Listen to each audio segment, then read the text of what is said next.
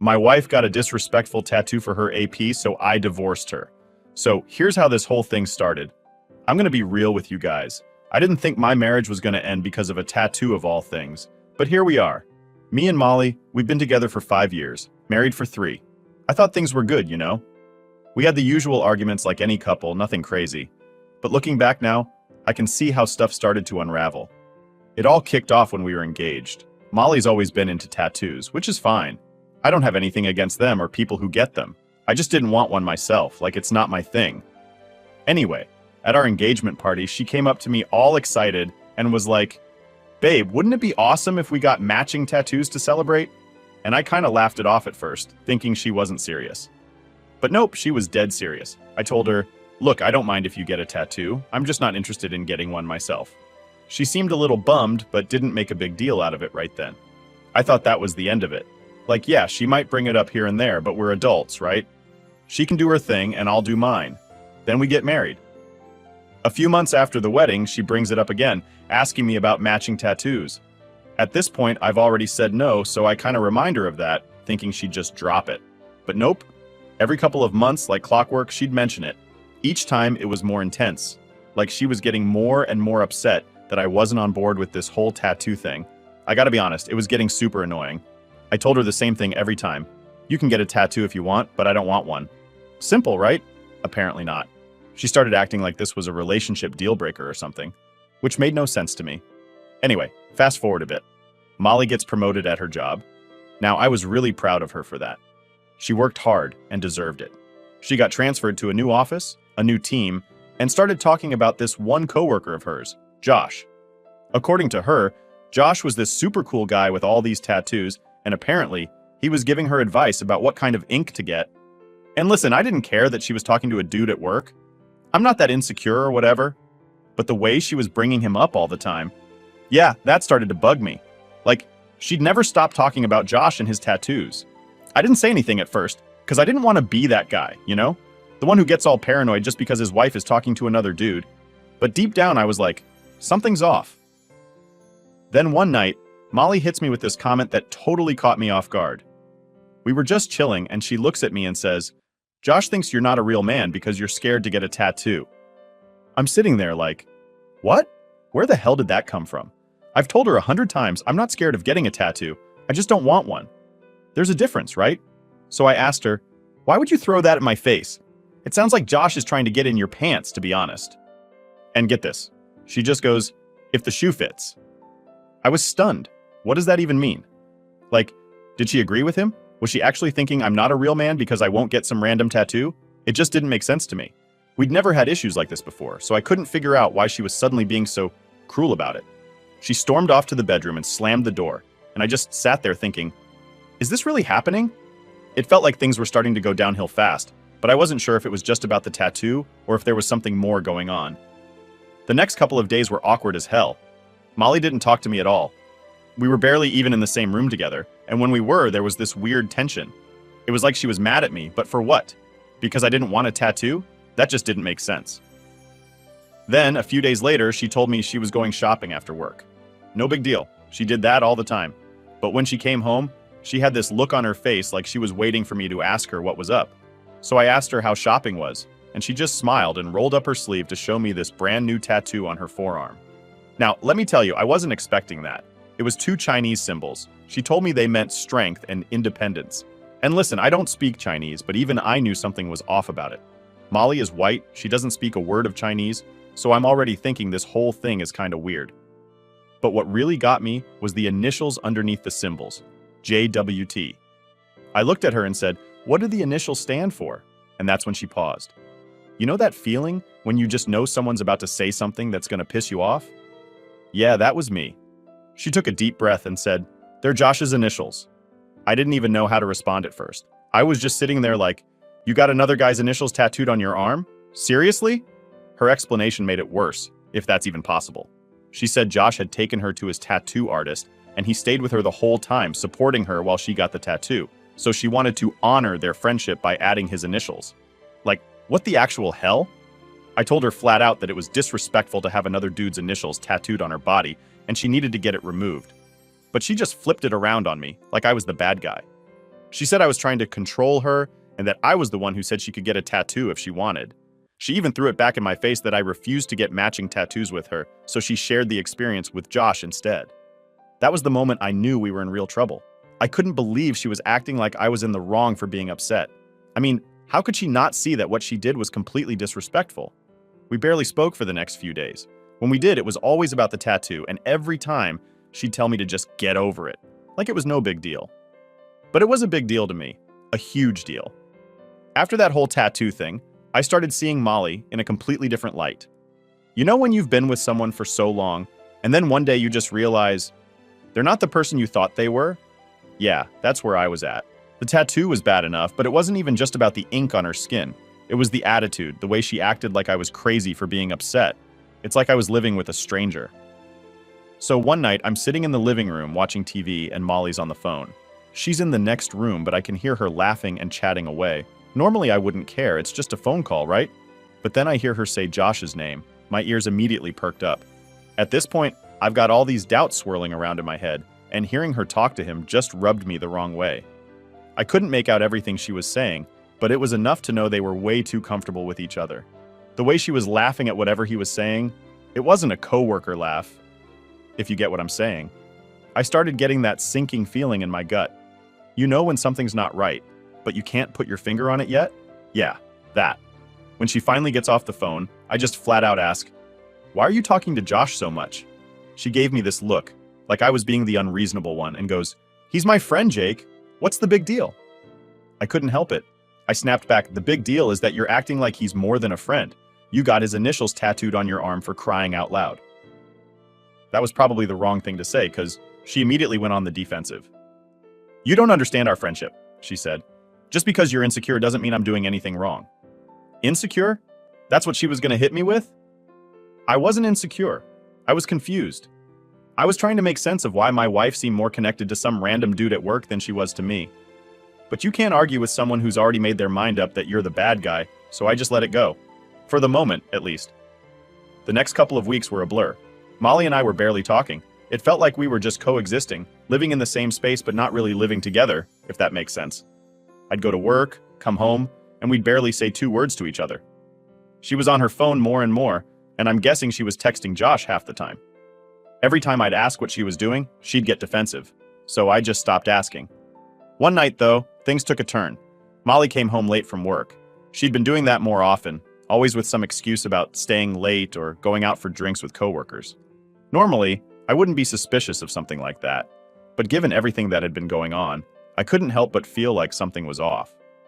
She walked in the door, and I could smell perfume on her. It wasn't hers. I knew what her perfume smelled like, and this wasn't it. So I asked her, "Where have you been?" She rolled her eyes at me like I was being paranoid and said, "I told you I went out with some coworkers. You don't have to wait up for me every time." "Yeah, but you smell like someone else's perfume," I shot back. That got her attention. She looked caught off guard for a second, then quickly recovered. "Oh, that's probably just from one of the girls hugging me goodbye or something." I wanted to believe her, I really did. But something in my gut told me she wasn't telling the whole truth. I didn't want to start a huge fight though, so I let it go for the night. But the doubt? That didn't go anywhere. A few days later, things got even weirder. Molly was getting ready for work one morning, and I noticed she was spending way more time on her appearance than usual. Now, I'm not saying it's weird for someone to want to look good, but this was different. She was putting on makeup, doing her hair, picking out a nice outfit, stuff she normally didn't do for work. It was like she was going on a date or something. So I asked her, "Why are you getting all dressed up for work?" She laughed it off and said, "Can't a girl want to look good for herself?" Sure, that's fair, but something still felt wrong. I didn't push it though. I didn't want to come off as controlling or whatever, but in the back of my mind, I was already connecting the dots. Her coming home late, the phone calls with Josh, the perfume. It was all adding up to something I didn't want to admit yet. Then came the moment that confirmed everything.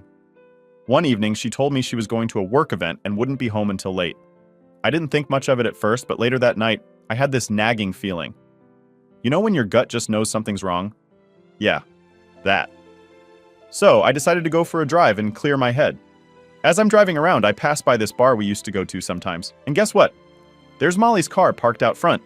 I wasn't even looking for it, but there it was. My heart started racing. I pulled over, not really sure what I was going to do, but I couldn't just leave it alone. So I walked in, and there she was, sitting in a booth in the corner, laughing, with Josh sitting next to her. They weren't just sitting across from each other, they were sitting next to each other, real close. She didn't see me at first, but when she did, her face went pale, like she'd been caught. I didn't cause a scene or anything. I just walked up, looked her dead in the eye, and said, "Is this the work event?" Molly didn't even try to come up with an excuse. She just sat there, frozen, while Josh looked like he wanted to disappear. I didn't even give her a chance to respond. I just turned around and walked out. That was the moment I knew it was over. I wasn't going to sit around and pretend like nothing was happening anymore. She could have her tattoo and her friendship with Josh. I was done. When she got home later that night, I was already packing my stuff. I didn't wait for her to explain. I didn't need her to. We both knew what was going on, and I wasn't going to stick around and be made a fool of anymore. Update 1. After I walked out of that bar and saw Molly sitting there with Josh, I was done. No more games, no more excuses.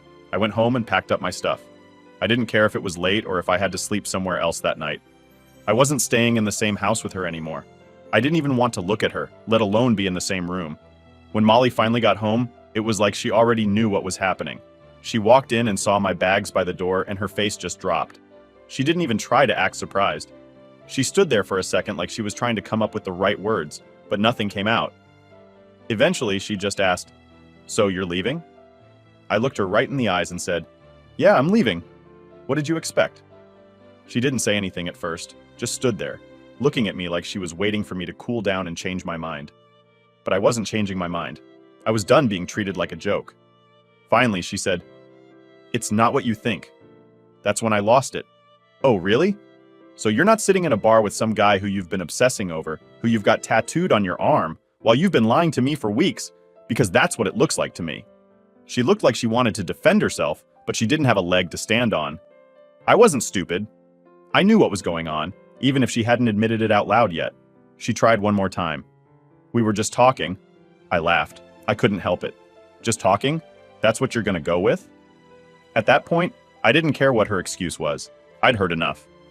I grabbed my bags and started heading for the door, but before I could leave, she grabbed my arm. I turned around and there were tears in her eyes. For a split second, I felt like I should stop, like maybe there was still something left to salvage. But then I remembered everything, all of it. The tattoo, the late nights, the phone calls, and most of all, the fact that she lied. I pulled my arm free and said, "This isn't on me, Molly. You did this. You made your choices."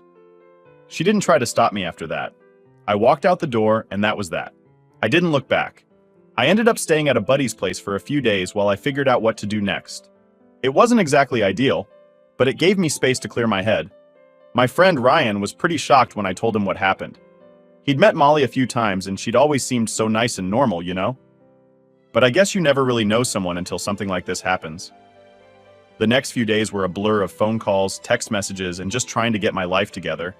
Molly tried to reach out a few times. She sent me texts saying things like, "I'm sorry," and "Can we talk?" But I wasn't interested in hearing her apologies.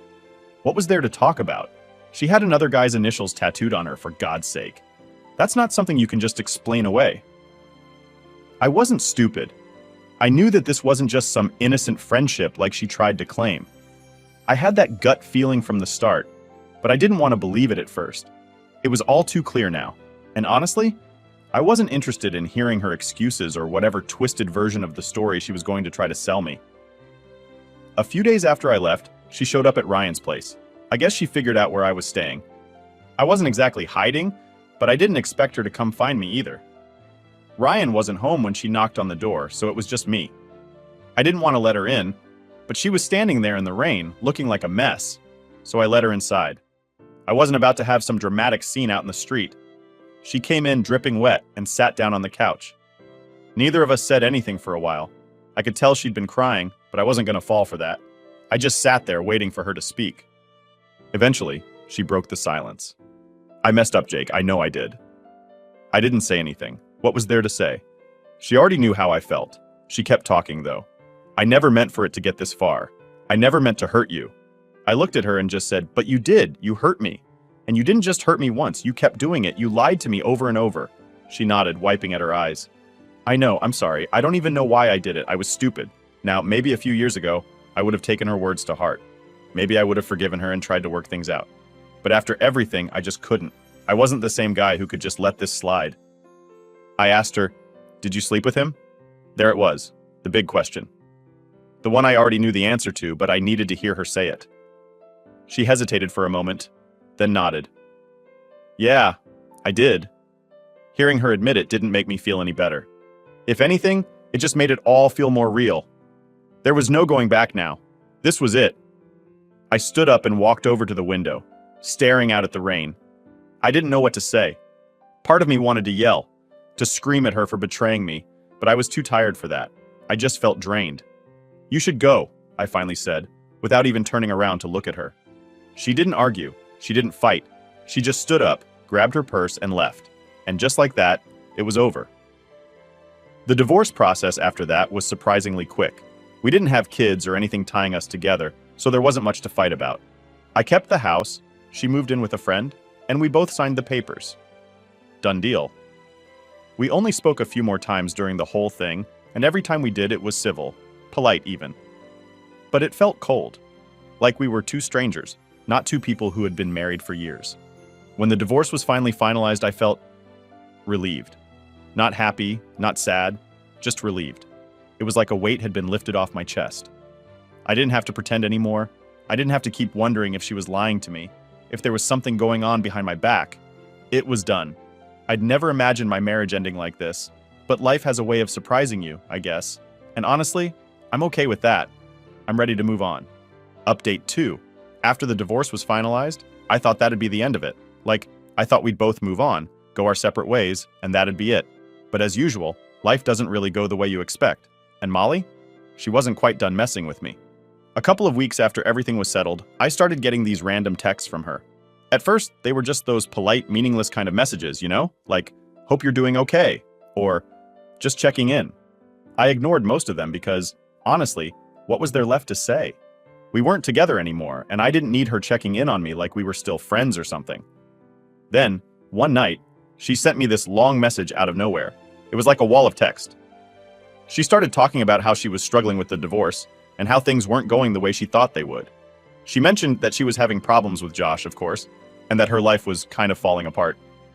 Now, I'll admit, part of me felt a little bit of satisfaction reading that. It was like, well, what did you expect? But another part of me, a smaller part, I guess, felt bad. I mean, I didn't want her life to fall apart. I just wanted her to take responsibility for what she'd done, but it was like she was still playing the victim. She ended the message by asking if we could meet up to talk. She said she needed closure, that she wanted to apologize face to face. I wasn't sure what to do. On one hand, I didn't really want to see her again. On the other, I guess I could understand needing some closure. Plus, I figured it'd be the last time I'd ever have to deal with her. So I agreed. We met up at this little coffee shop not far from where we used to live. I got there first, sat down, and waited. The whole time I was sitting there, I was going over everything in my head. Like, I was mentally preparing for whatever excuses or apologies she was going to throw at me. When she finally walked in, I almost didn't recognize her. She looked different. I'm not saying she looked bad or anything, but there was something off. She looked tired, worn out, like life had really hit her hard these past few weeks. It wasn't the Molly I remembered, that's for sure. She sat down across from me, and we kind of just sat there awkwardly for a few minutes. Neither of us really knew how to start. Eventually, she spoke up. "Jake, I'm sorry," she said, her voice shaky. "I've been thinking about everything that happened, and I realize now how much I hurt you." I nodded, not really sure what to say. I wasn't there for an apology. I was there to hear her out and close this chapter for good. But she kept talking. "I shouldn't have done what I did," she continued. "With Josh, I didn't mean for it to happen the way it did. I wasn't thinking clearly." I raised an eyebrow. "You weren't thinking clearly? Molly, you had another guy's initials tattooed on your body. You lied to me for months. How is that not thinking clearly?" She looked down at the table, fiddling with her hands. I know it sounds bad, but I wasn't happy. I felt like we were drifting apart and I didn't know how to deal with it." I couldn't help but scoff at that. "So instead of talking to me about it, you decided to go to him? You thought cheating was the solution?" She didn't say anything. She just sat there looking guilty, but I wasn't in the mood to let her off the hook that easily. I'd spent too long trying to figure out why she'd done what she did, and now she was finally admitting it. But it didn't feel like enough. It wasn't enough to just say, "I'm sorry." I took a deep breath and leaned forward. "You know, Molly, I loved you. I would have done anything to fix whatever was wrong, but you didn't give me a chance. You didn't even let me in. You just went behind my back and betrayed me." Her eyes filled with tears, but I wasn't moved. I'd seen her cry before, and it always felt like a way to avoid responsibility. I wasn't falling for it this time. "I didn't mean for it to happen like this," she whispered. "I never wanted to hurt you." I sat back in my chair, feeling a mix of frustration and relief. Frustration because she still didn't seem to fully get it, and relief because I was finally getting everything off my chest. "Well, you did hurt me," I said flatly, "and now you're dealing with the consequences. We're not together anymore, and that's because of you." She wiped her eyes, trying to hold herself together. "I know," she said quietly. I don't know what to do now. My life is a mess." I shook my head. "That's not my problem anymore, Molly. You made your choices, now you've got to live with them." We sat there in silence for a while after that. I think she realized that there wasn't much more to say. She wasn't going to get some big reconciliation or closure. This was just the reality of what happened. She made her bed, and now she had to lie in it. After a few minutes, she finally stood up, grabbed her bag, and said, "Thanks for meeting with me. I needed this." I didn't really respond. I just nodded, and she walked out. And just like that, it felt like a weight had been lifted off my shoulders. I hadn't realized how much I needed to say those things until I said them. The next few weeks were a lot easier after that. I wasn't getting texts from her anymore, and I didn't have that nagging feeling in the back of my head about what had happened. It was done. Over. I could finally start moving on with my life, and that's exactly what I did. I got back into my routine, started hanging out with friends more, focusing on work. It felt good to get back to normal, or whatever my new version of normal was. Molly was in the past, and that's where she was going to stay. I'm not saying it was easy. It wasn't. There were moments when I'd think back to everything and feel angry or sad or confused. But every time those feelings came up, I'd remind myself that I made the right choice. I wasn't going to let her drag me down anymore. The truth is, sometimes things just fall apart, and there's nothing you can do about it. You just have to pick up the pieces and keep going. And that's what I did. Update 3. So here we are. It's been about 6 months since the divorce, and honestly, I feel like a completely different person. I didn't think I'd get to this point so quickly, but cutting Molly out of my life was like flipping a switch. It's weird how things that used to matter so much just don't anymore. I've been focusing on myself, trying to rebuild, getting back to doing things I enjoy, hanging out with friends, and just not having to worry about someone constantly making me feel like I'm not enough. It's crazy how much emotional weight lifts off your shoulders when you're not in a toxic situation anymore. But even though things have been going well for me, of course, Molly wasn't done stirring the pot. One day I got a text from a random number. It was a long message, one of those that you have to scroll down to read.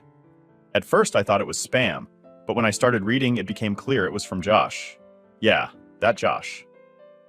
The message was some kind of weird apology, but also this backhanded way of explaining why things with Molly weren't going the way he thought they would.